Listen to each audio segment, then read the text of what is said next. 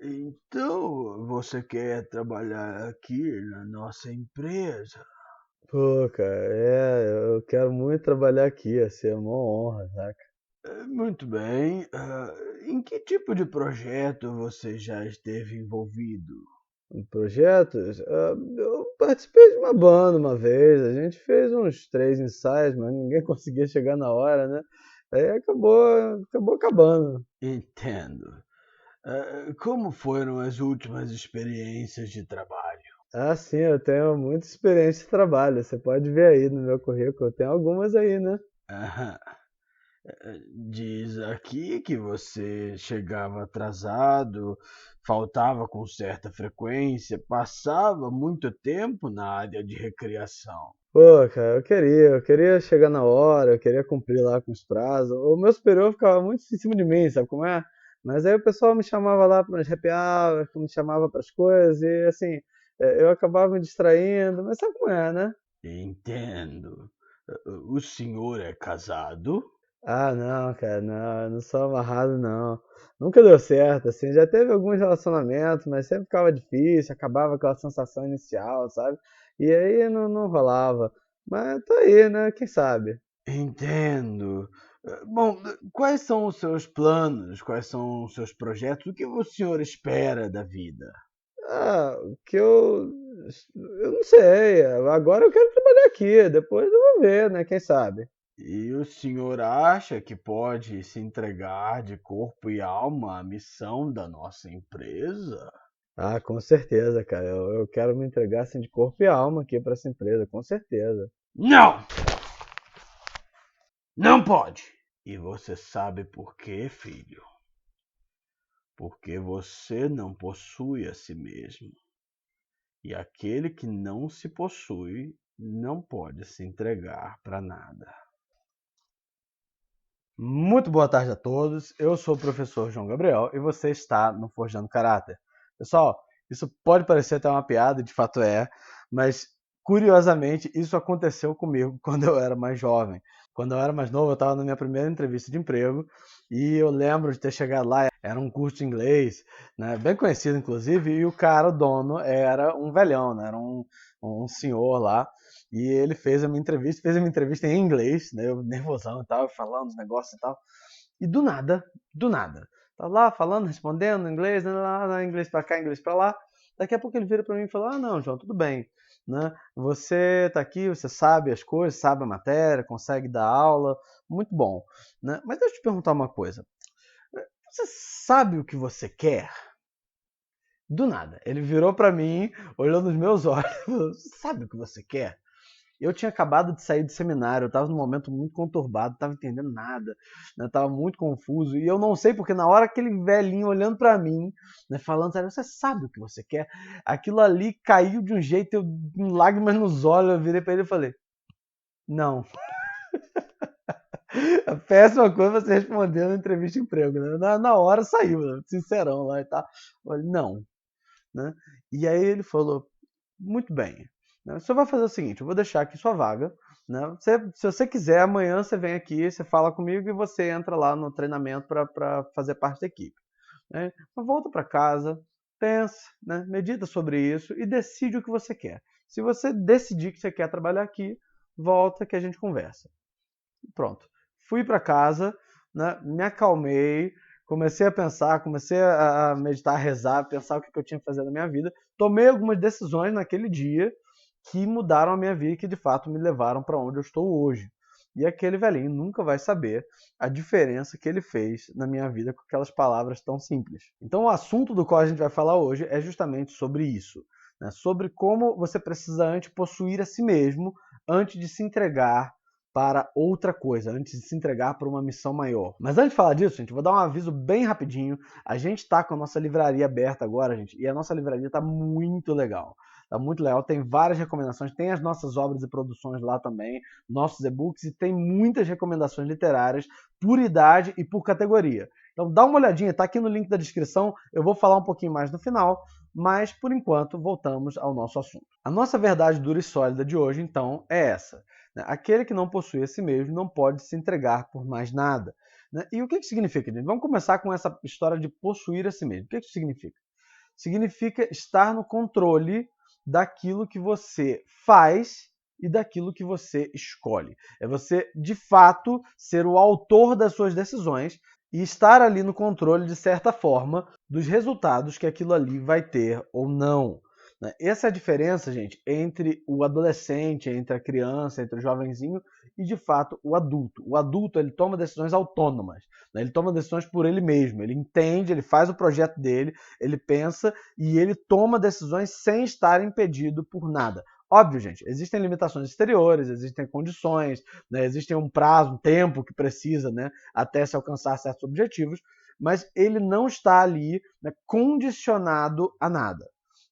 Esse é o estado que a pessoa que vai se entregar por uma coisa maior do que ela precisa estar. Ou seja, gente, em outras palavras, vocação, né, missão, essa entrega para um projeto maior é coisa de adulto, é coisa de fato de quem já possui a si mesmo.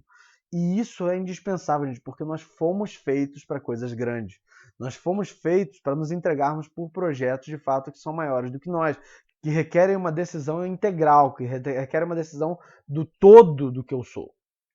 Perfeito? Isso vale para missões, isso vale para projetos, isso vale para a própria vocação, para o estado de vida, né? Tudo isso requer que eu seja uma pessoa completa e consiga, de fato, me doar integralmente a alguma coisa. Gente, não dá para ingressar numa família se eu não for desse jeito. Não dá para ingressar num sacerdócio. Não dá para eu começar uma grande missão que envolve outras pessoas. Não dá para começar uma empresa se eu não estiver nesse ponto, né? Porque eu vou envolver a vida de outras pessoas, vou envolver outros pais de família, né? Então, é necessário, de fato, que eu esteja em total controle das minhas ações para que eu possa chegar nessas coisas que são muito legais, gente, são muito interessantes. Gente, ser adulto é muito bom, é muito legal, tem muitas coisas interessantes. É um perrengue miserável, né? Casar é perrengue, ser padre é perrengue, né? Ser gestor da própria vida, dos próprios negócios é perrengue. Mas é um perrengue que gera, de fato, né, resultados, que gera produtos, gera frutos do trabalho que sem você não existiriam. E isso é, de fato, algo que dá um certo valor, que dá um significado para a nossa vida e para as nossas ações todos os dias. Mas, de fato, primeiro, é necessário que a gente seja senhor de si mesmo. E quais são os motivos que levam as pessoas a não serem senhoras de si mesmas? Né? Vou começar do mais simples até aqueles que são mais complexos. O mais simples, gente, é a escravidão dos afetos. A pessoa que não consegue controlar os próprios afetos, é o exemplo do cara lá da brincadeira, da sketch lá do início do vídeo. Né? O cara queria fazer algumas coisas, queria se manter nos empregos, queria participar de certas missões, queria até fazer uma banda, tinha um monte de projetos. Mas ele nunca conseguia fazer nada, não conseguia ter um relacionamento. Por quê? Porque ele não conseguia ser senhor dos próprios afetos. Os afetos vinham e ele tinha que obedecer a eles. Ele era escravo dos afetos, não os afetos que serviam a ele. E por isso ele não conseguia realizar nada na vida dele. Beleza? Ele é um escravo. Esse é o estado no qual se encontra a maioria das pessoas. A maioria das pessoas tem uma dificuldade tão grande de controlar os próprios afetos que elas não conseguem tomar decisões autônomas. Elas tomam decisões impulsivas. Elas tomam decisões baseadas no que estão sentindo, no que estão pensando, naquelas coisas que são voláteis, né? São volúveis, elas vêm e vão sem nenhum sentido, né? Não é possível viver uma vida adulta assim. O adulto, a pessoa que é senhora de si mesma, né, não é que ela não sente. Isso é uma coisa que é importante. A gente já falou um pouco disso lá no vídeo da liberdade, né? Mas não é que o adulto não sente. Nós sentimos, né? Sentimos, temos sentimentos, eles são importantes, é importante a gente conhecer, entender nossos sentimentos, até eles têm algum peso nas nossas decisões, mas eles não são o ponto final das nossas decisões. Não é porque eu quero um negócio, que eu desejo uma coisa, que pronto, acabou, eu não tenho mais escolha, eu tenho que fazer. Né? E também não é porque eu acho isso muito chato, muito difícil, que eu não posso fazer. Não, né? Tem coisas que eu vou desejar que assim, não são convenientes para aquilo que eu vejo que é o bom para a minha vida. E tem coisas que eu não vou querer, não vou gostar, vai ser chato, vai ser tedioso, vai ser desagradável, mas eu sei que aquilo ali é bom, eu sei que aquilo ali é importante. Então eu tenho que me dedicar àquilo ali, eu tenho que me esforçar por aquilo ali, mesmo que não seja gostosinho. Né? Essa ilusão de que a gente vai fazer uma coisa que eu vou gostar, que eu vou achar muito gostoso, gente, isso é bobagem. Eu vou falar, vou dar um testemunho aqui. Eu amo o meu trabalho. Eu amo meu trabalho, amo minha família. Tenho uma família maravilhosa, linda, tenho uns fiotes muito gostosos. Né? Eu tenho uma mulher que assim, é literalmente a melhor esposa e mulher do mundo, né? Gente, tudo isso é maravilhoso. Você acha que todos os dias eu tenho vontade de trabalhar? Todos os dias eu tenho vontade de vir aqui para o escritório, de vir fazer as coisas aqui. Todos os dias eu tenho vontade de gravar, né? Você acha que todos os dias eu e minha esposa estamos super bem com o outro, super acordamos assim todos lindos, né? Maravilhosos, né? Com um hálito gostoso, tava. Gente, é claro que não. É claro que não. A gente vive uma vida boa, né? Mas ela requer sacrifícios, requer abnegações, requer concessões, né? Requer um monte de coisa que não são agradáveis, né? Mas que a gente, enquanto adultos, enquanto participante de uma vocação específica, né? A gente aceita, a gente abraça, porque é desse jeito mesmo. Agora se imagina, né, se no primeiro desconforto, o primeiro negocinho, o primeiro insucesso, a primeira coisinha desagradável, eu não quero, pronto, nada vai ser feito, nada vai ser de fato desenvolvido, né? Por quê? Porque eu estou ali escravo dos meus próprios afetos. Então a primeira coisa que uma pessoa que quer ser senhora de si mesma precisa fazer é justamente tomar posse dos próprios afetos, né? Entender que eu vou senti-los, mas que eles não são a palavra final das minhas decisões. Não é porque eu senti que eu preciso fazer. Eu posso sentir, eu posso ser sincero comigo, de fato estou sentindo, mas não é conveniente agora, não quero. Eu não vou fazer. Pronto. A pessoa que consegue domar os próprios afetos, discernir ali o que é conveniente do que é inconveniente, essa pessoa está pronta para tomar passos mais largos na direção da vida adulta. A segunda coisa, né, que pode acontecer é justamente a influência das pessoas. Ela pode, de fato, a pessoa pode não estar tomando decisões autônomas justamente porque está influenciada por um monte de pessoas. Isso pode ser por pressão exterior, isso pode ser por influências, né, e convites e tentações. Isso pode ser por medo de desapontar ou medo de que a pessoa tenha uma opinião ruim de você, né? Gente, é muito importante que a gente se liberte disso aí. A minha mãe falava uma frase que é meio assim, bruta, mas é muito verdadeira. E assim, ninguém paga tuas contas. Ninguém vai pagar. E quando a gente fala ninguém paga tuas contas, a primeira coisa que vem são as contas materiais. Mas tem uma conta mais alta que a gente precisa lembrar. Gente, ninguém vai estar lá respondendo por você no seu juízo particular.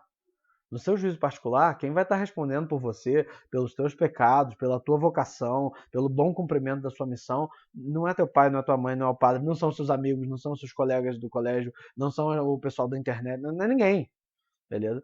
É você, né? A sua vida ela tem que ser uma decisão entre você e Deus. Entende? No máximo, e na melhor das hipóteses, né, a participação ali de um bom diretor espiritual. Entende? Mas no fim das contas, quem vai tomar as decisões, quem vai arcar com a consequência delas, não são essas pessoas. Entende? Então não importa, mas o meu pai fez pressão, mas o meu professor, mas não sei o que, não interessa. Entende? Quem vai ser responsável pelas coisas que você escolheu vai ser você. Então isso precisa ser muito claro por essas duas razões. Né? Primeiro, para que de fato você pare de tomar decisões baseado no que os outros vão pensar e achar, e sim no que você vê que é correto e bom. Não, isso aqui é bom, isso aqui é correto, isso aqui eu devo fazer. Beleza? Maravilha. Isso aqui não é uma desculpa para você ignorar conselhos honestos, não, tá, gente? Se seu pai e sua mãe falam um conselho honesto, você escuta, né? Deixa de ser besta. Né? Agora, né, tomar decisões porque papai e mamãe estão fazendo pressão, né? Ou então tomar decisões porque os amigos acham legal, porque não sei o que. Isso é uma coisa estúpida, né? Porque nenhum deles vai arcar com as consequências. Né? Nenhum deles vai responder por você no seu juízo. Né? Então você precisa tomar as decisões que você vê que Deus quer e que são corretas. Ponto. Né? Não interessa quem vai magoar, ferir. Por outro lado, né, é importante que você pare de botar a responsabilidade das suas escolhas nas outras pessoas. Mas eu faço isso porque na minha infância, minha mãe cobrava muito de mim. Mas porque eu sou traumatizado com isso, com aquilo. Gente, eu não estou dizendo que não existam pessoas que de fato tenham traumas. Né? Mas traumas, você pode perguntar para um psicólogo. Trauma, né, é um nível de perturbação afetiva com relação a determinada situação que é paralisante, que é uma coisa assim, fora do comum. Trauma que você tem num acidente de carro, né? Trauma que você tem quando você presencia um assassinato. Né? Isso é um trauma, uma coisa que é tão violenta, tão absurda, né, que quando você lembra, você dá uma paralisada. Você se sentir tristinho no seu coração porque alguém falou que você, né, era feio quando você tinha 12 anos, isso não é um trauma, cara. Entende? Isso é uma má experiência, uma coisa. Você tem que parar de botar a responsabilidade nelas. Tem que parar de botar a responsabilidade nessas pessoas. né? Elas não estão mais aqui para falar, para responder por você. Você está, né? Então agora é sua responsabilidade tomar as decisões necessárias para a consecução da sua vida, né? Tem que parar de botar a culpa em fulano, porque eles não estão mais aí para responder por você. Agora você precisa tomar suas próprias decisões, irrelevante o que aconteceu, irrelevante o que passou. Tudo bem, passou, agora você usa a experiência para ficar mais forte, né? Para ficar um pouco mais esperto e tal, né? Perdoa no seu coração, faz um exercício aí de misericórdia, né? Para ser melhor, né? Para ser melhor, inclusive, que as pessoas que te fizeram mal, maravilha, né? Mas chega de colocar a culpa das decisões da sua vida, né? No que aconteceu não sei quantos anos atrás com fulano, ciclano, beltrano. Beleza? Isso não volta mais. Agora, o que você vai fazer hoje, de fato, sobre isso você tem poder. E, por final, nós temos o último motivo pelo qual as pessoas não se possuem, que é o desconhecimento, a ignorância sobre alguns aspectos importantes, especificamente sobre o autoconhecimento e sobre o discernimento da própria missão.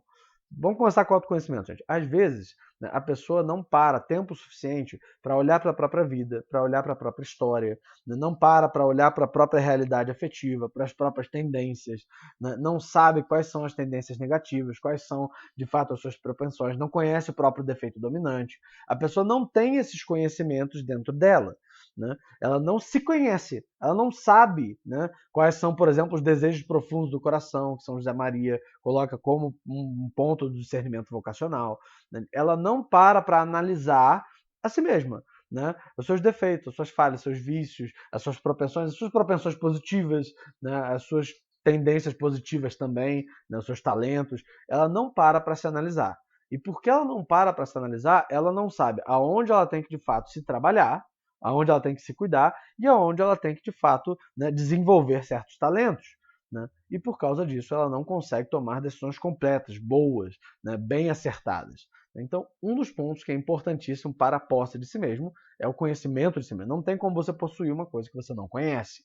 A gente já falou isso aqui um monte de vezes no canal. Né? Então, uma das coisas mais importantes, de fato, é o autoconhecimento. Você conhecer, né, as suas estruturas, as suas tendências, o seu tipo afetivo, a sua história. Né? Isso é muito importante para você ter posse de si mesmo. Depois disso, é importante que você comece a pensar, a meditar um pouco sobre o futuro. Né? Para onde você está indo? Né? O que você quer fazer da vida? O que Deus te chama a fazer? Qual é a sua missão particular? Qual é a sua vocação? Qual é o seu estado de vida? Essas coisas precisam estar bem discernidas, porque, né, naquela velha expressão, né, para barco que não tem rumo, nenhum vento ajuda. Né? Então, se você não está indo para lugar nenhum, qualquer oportunidade, você não sabe nem se você abraça ou não as oportunidades. É que nem a situação que eu estava lá com o curso de inglês. Né? E tal, eu não sabia se eu aceitava, se eu não entrava, se eu entrava, deixava de entrar, porque eu não sabia para onde eu estava indo. Eu não sabia o que eu ia fazer da vida, eu não sabia o que eu precisava fazer. Como eu não sabia para onde eu estava indo, eu não sabia que passos tomar para chegar lá. Então, de fato, né, se você está no momento que você ainda não sabe o que você vai fazer da sua vida, você não sabe para onde você está indo, beleza, esse é o momento de pausar, beleza, reduzir as coisas ao mínimo, ou seja, se você precisa pagar contas, beleza, você tem que trabalhar, então você vai procurar aqueles empregos, né, e tal, né, que vão pagar as suas contas por enquanto. Talvez não sejam a sua vocação última, mas são necessárias, são uma coisa prática agora, que você, né, enquanto adulto, precisa arcar. Né? Depois disso, você vai dedicar tempo a meditar, a procurar um bom diretor espiritual, a se conhecer, a procurar ali, dentro das áreas que você, de fato, percebe uma propensão em você, qual é o seu chamado, qual que é a missão a qual Deus chama você especificamente. Eu não estou falando só aqui de casar, de ser padre, isso são discernimentos de estado de vida, gente. Eu estou falando aqui sobre o discernimento de qual é a missão que você especificamente, né, tem dentro desse mundo, né, tem dentro dessa vida. Eu falo, por exemplo, a minha missão específica envolve, de fato, a docência. Né, ser professor, eu lembro, gente, é muito engraçado. Né, teve 2 momentos na vida em que eu tive assim, certeza do que eu estava fazendo. Né, 2. Né, o resto, assim, foi assim, esforço. Foi tentando e tal, meditando, pensando, rezando, pedindo ajuda do diretor espiritual. E teve 2 que eu, assim, tive certeza que eu estava no lugar certo. Né? O primeiro no tempo, né? Não o primeiro em nobreza, digamos assim, mas o primeiro no tempo, né? Foi a primeira vez que eu entrei numa sala de aula. Eu lembro até hoje, eu lembro como é que era a sala, eu lembro tudo, lembro dos alunos que estavam lá. Né? Eu lembro que eu entrei na sala de aula, comecei a dar minha primeira aula, E eu tive clareza, assim, eu falei, cara, eu quero fazer isso pro resto da minha vida, né? É aqui que eu tenho que estar, né? E pronto, ali eu de fato decidi que seria professor. E a segunda foi quando eu pedi minha esposa em casamento. Eu lembro de falar com o meu diretor, padre, tô achando que é essa aí mesmo, padre. Aí o padre foi, fez umas perguntas pra mim, falou, tem alguma coisa que impede? Eu falei, não, padre, eu tô achando que é essa mesmo. Aí ele, você tá certo disso? Eu falei, tô. Ele, então vai, meu filho. E aí depois eu já armei lá, né, o jeito lá que eu ia pedir lá em casamento, né? Mas eu tava tranquilo, né? Então, esse momento chega, o momento que a gente tem essa clareza chega, mas a gente de fato precisa ir trabalhando, pensando, direcionando as coisas para os lugares, tendo uma. Nem sempre, aliás, na grande maioria das vezes, a gente não vai ter clareza, certeza disso logo de saída. A gente não vai, logo que a gente começou, logo, já tenho certeza do que eu vou. Não. Às vezes a gente vai ter uma área, às vezes a gente vai ter um campo, às vezes a gente vai ter uma matéria. Então, a docência era um campo para mim. Eu tinha certeza dela, mas era um campo. Mais tarde, as questões de formação humana, as questões da ética das virtudes, as questões da literatura, todas elas foram se concretizando com o tempo, com os estudos, com os aprendizados, né? Tudo isso foi se concretizando, né, ao longo da caminhada, ao longo do esforço. Mas eu estava dentro daquela área, eu sabia que eu precisava estar ali dentro daquela área. Então eu fui descobrindo dentro dela, né, para onde que ia a minha missão específica, a obra da minha vida, né? Até o momento que eu cheguei mais ou menos no ponto onde eu sabia que, não, beleza, é nessa direção aqui, e continuei lá.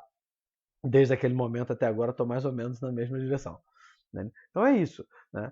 Conhecer para onde você está indo, discernir, gastar tempo com isso, pensar, meditar, dobrar o joelho na frente do altar, rezar, entende? Até o momento em que começa a vir determinada clareza, pelo menos da direção, é importante para que você, sabendo disso, comece a tomar decisões mais precisas que vão te direcionar para aquele campo que é aonde está, né, a sua missão particular, a sua vocação específica. Tendo essas três coisas, controle dos próprios afetos, né, não ser controlado por eles. Controle dos próprios afetos não significa escolher o afeto que tem, tá, gente? A gente não escolhe. Afeto é automático, é uma coisa que a gente não tem controle. Exatamente porque a gente não tem controle, eles não podem mandar na casa. Porque a gente não tem escolha sobre eles, a gente não está no controle deles. Então, controle dos afetos é você saber que sentir uma coisa não significa que eu preciso obedecer. Entende? Eu tenho que fazer aquilo que eu entendo ser bom, não aquilo que eu sinto, ou gosto, ou tenho um impulso, ou tenho um negócio ali na hora. Vou sentir coisas diferentes, mas eu vou escolher por aquilo que eu sei que é o melhor. Depois, né, me desprender da influência das pessoas. Gente, não significa não se relacionar com as pessoas, não amá-las, não respeitá-las, não querer estar perto delas. Significa simplesmente que eu não vou passar a responsabilidade das minhas decisões para outra pessoa. Eu não vou delegar a responsabilidade da minha vida para outra pessoa. Eu vou, de fato, né, tomar as minhas decisões, doa quem doer, dentro daquilo que eu sei que é o correto e aquilo que Deus me pede. Beleza? Então, assim, dentro disso, realmente, se vai incomodar ou pessoas, isso não interessa. Beleza? Então, não posso mais me guiar pela influência, pela opinião ou pela pressão de seja lá quem for. Se eu quero viver uma vida, se eu quero, de fato, me possuir para me entregar para outra coisa. E por último, eu tenho que me conhecer, saber quem eu sou, saber o que está aqui na minha mão para que eu possa, de fato, melhor entregar para uma missão e começar a discernir sobre que missão é essa.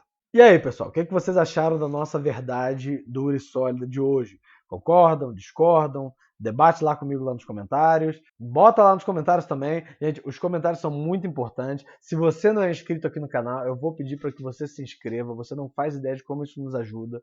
Ativa o sininho e dá o like.